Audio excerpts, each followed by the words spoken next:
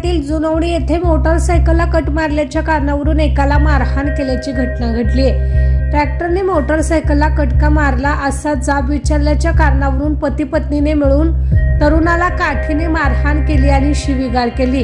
या प्रकरणी उत्तम दादासो वनमाने यांनी सांगोला पोलिसात फिर्याद दिली असून पोलिसांनी दामोदर उत्तम मेटकरी, सविता दामोदर मेटकरी यांच्यावर गुन्हे नोंद केलेत। उत्तम वनमाने हे शेतामध्ये मोटरसायकलवरून जात होते। दरम्यान समोरून दामोदर मेटकरी हा ट्रॅक्टर घेऊन येत होता।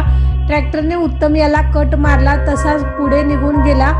त्यानंतर उत्तम वनमाने हे दामोदर मेटकरी यांच्या घराजवळ येऊन त्याला तू माझ्या मोटरसायकलला कट का मारला असे विचारले असता दामोदर याने तुम्हाला विचारणारा कोण असे म्हणत शिवीगाळ करत काठीने मारहाण केली। यावेळी दामोदर मेटकरी यांची पत्नी सविता ही त्या ठिकाणाहून उठून तिने शिवीगाळ दमदाटी केल्याचं त्यांनी फिर्यादीत म्हटलं आहे।